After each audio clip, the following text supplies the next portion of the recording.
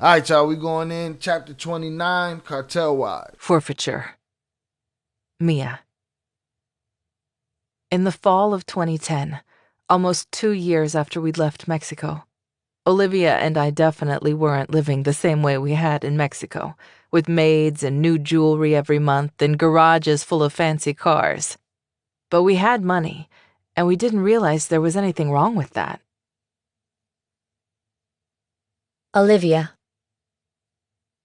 When we'd crossed the border, we had nothing but the clothes on our backs and enough cash to buy food and gas. Knowing that we had to live on something, we picked up some money. I'll be honest, it was millions of dollars. But when you lived the way we lived in Mexico, that kind of money doesn't seem abnormal. We'd actually be downsizing in the United States. It's normal money. Plus, we thought, how else are we supposed to support ourselves while we were in hiding? In our minds, we weren't doing anything wrong. Mia. All right, let's forget about y'all's minds, all right? I want to think about how the feds think about it. How do they think about it? Like, how do they want these people to live? You're not cutting them a stipend. It's not like they're on the payroll like the crybaby killer was. Saul. Mia. We'd known for a long time that the court was going to order our husbands to forfeit money, goods, and property at their sentencing. Right. But that was most likely years away. And while we knew it was possible that we'd have to give up some stuff sooner rather than later as part of the administrative process, we never dreamed the government wouldn't give us notice. Unfortunately, the process and what happened because of it couldn't have been rockier. Olivia. Chucky says Saul got more than them, right? 800 stacks. They got like 500. But that 500 was 500 that, of their money that they said they offered up to the feds. The feds didn't accept it, so they just lived off of it. But Buddy got cut checks. He's on a payroll slip. Paga, paga, paga, paga, paga. They paid him out, sent him to the check cashing joint every day. But I guess they expected them to take their ass to Burger King and get a job. Imagine if the girls would have started hustling right then and there and got popped off. They was on their own at that point. So probably is the answer. Go get a fucking Burger King job. It's crazy. That wasn't happening. Boy, go dig up a bag. We going shopping. We need some shit. One morning in September 2010, I'd just dropped off Brandon at preschool. Benjamin was in the back seat in his car seat, and I kept looking in the rearview mirror like I always did. Suddenly, I noticed something didn't seem right. I just switched lanes, and the pickup truck behind me had put on his turn signal and edged in right behind me. My normal route home was taking the main street in town, but I instead got on the expressway. As I took the entrance ramp, so did that damn truck. I put my foot on the gas and accelerated, and he sped up just as fast as I did. Damn your ass. I was starting to sweat, and my heart was racing, so I gunned it, moved 2 lanes to the right, and took an exit off the highway. The pickup was a few cars back, but it exited too. Then suddenly, I noticed something. There wasn't just one pickup. There were 3, and all of them had blacked out windows. I continued onto an access road, and then got back on the expressway. Oh my God, I thought, this is it. They've found me, and they're going to kill me. I accelerated to about 120 miles an hour and started zigzagging to get through traffic, even jumping into the emergency lane with my gas pedal all the way down. I kept thinking, if I crash, I'm going to flip this truck over and my son and I are going to die. I pulled off the expressway once again. I couldn't see the trucks anymore, so I moved off onto a side street.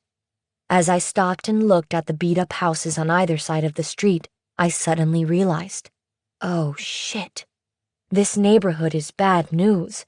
I'm sticking out like a sore thumb in a Range Rover. Shaking, I put the car in drive and pulled into a nearby 7-Eleven, then just sat with the motor still running. I idled there for maybe 3 minutes, scanning left, then right, and looking in my rearview mirror. Believe it or not, Benjamin was sound asleep. Then, out of nowhere, I saw the 3 pickup trucks coming down the road behind me. 3 pickup trucks. I put the car in drive and floored the gas, and the pickups started chasing me again. All that was going through my head was, I'm going to die. I'm going to die. My phone rang. I looked down at the screen and saw that it was Adrian. Someone's trying to kill me, I screamed when I answered. 3 trucks are following me. Olivia, he yelled. That's It's me, the Mia. feds. Calm down. It's the feds. I'm here with one of them, an agent named Todd. Ah, it is me. Holy shit. Meet me at my house. Why are you The chasing feds me, were pendejo? chasing me, I said to myself. What the living fuck were they thinking? That's I could have funny. been killed.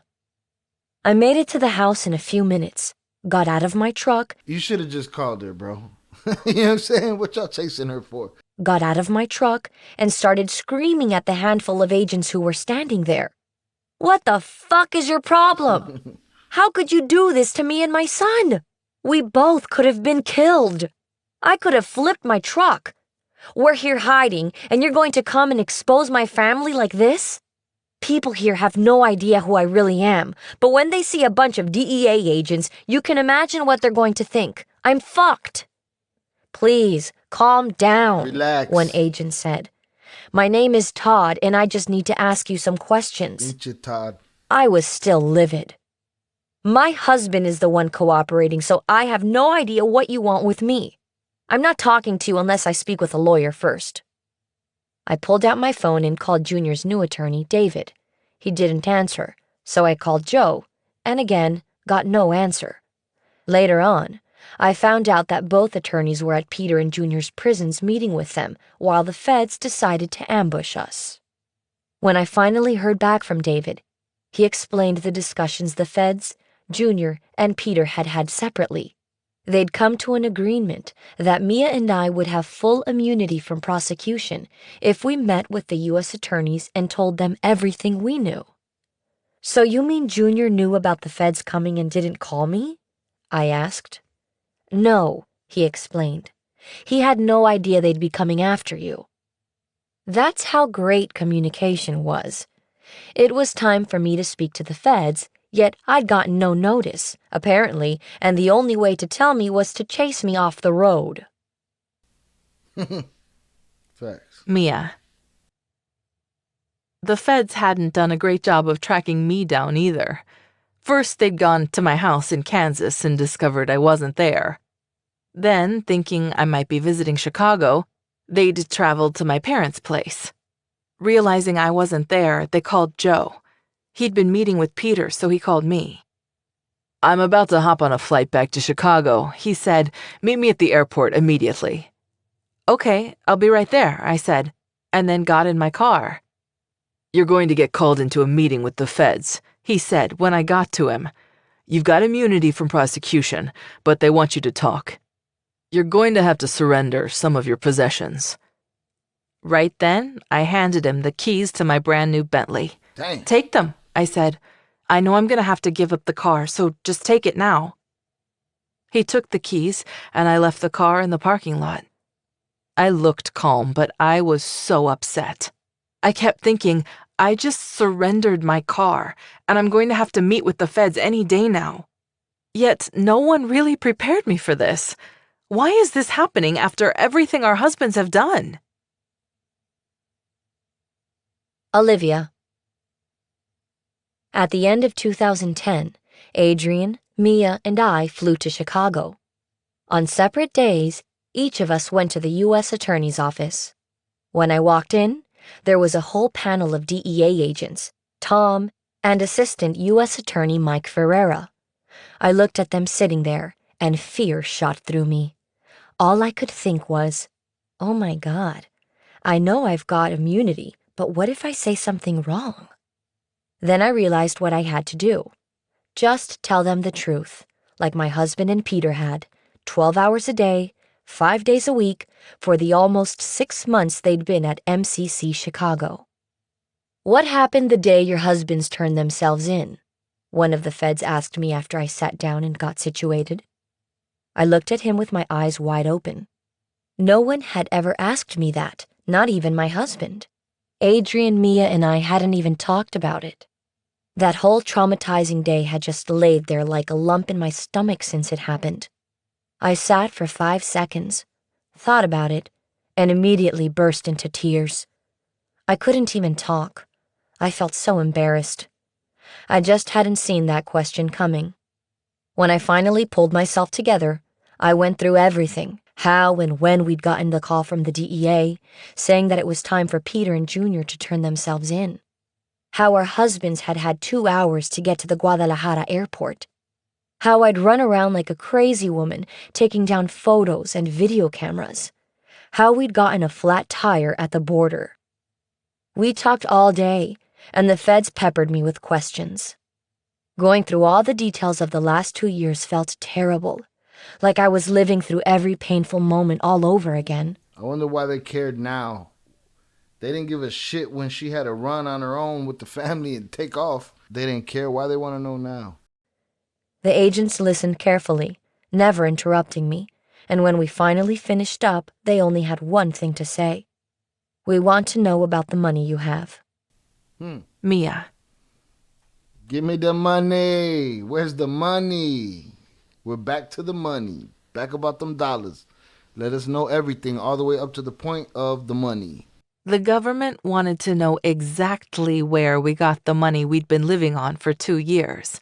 So Olivia and I sat with the feds and proffered. Then we had to account for every penny, showing exactly what we spent it on. Olivia. Once the feds knew how much money we had, they ordered us to give it up. Mia and I flew to Chicago and bought a few Tupperware bins. You know, the kind you put your winter clothes in, then stack up in the basement, and drove to my house in the suburbs. We pulled out each and every stack of bills we had stashed in my theater room and piled them into the Tupperware, probably 10 or 12 bins. We carried them to my big Audi Q7 truck, put the back seats down, and loaded all the bins into it. They were stacked to the roof, so high you couldn't even see out the windows. As I started driving, I was so nervous.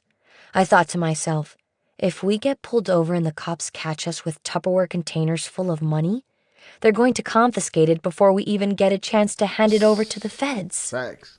Then we called Junior's lawyer. I know people that dirty shit has happened to. What is it, that forfeiture? That's some dirty shit. They're just stealing. David. Come meet us at my car, I said. We'll be at your office parking garage in half an hour.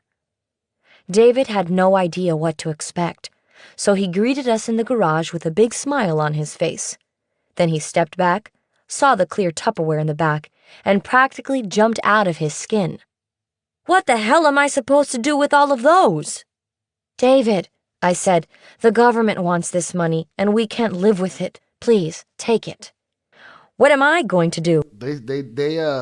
They Davy Kleinfeld him. They brought him into the game. Leave this in my office? I'm not going to be responsible for this. I'm sorry I put you in this position, I said, but you're a smart guy, and I need you to figure it out. He made a phone call to the feds, then said, let's get back in the car. We drove to the bank on the corner, right near his office, and together, we deposited the cash into Junior's account. It would stay there till sentencing, when he and Peter would forfeit it. You should have seen the looks on the tellers' faces when we dragged those bins in. It looked like a scene from the movies. Yeah, but it was just the other way around. Usually that scene comes on the come up. This was on the breakdown that y'all had to turn that bread in. Damn. Except for that one moment, the whole episode was frustrating. But pretty soon, I came to understand that the feds had just been doing their jobs. They had to do a thorough investigation, and they had to follow procedure.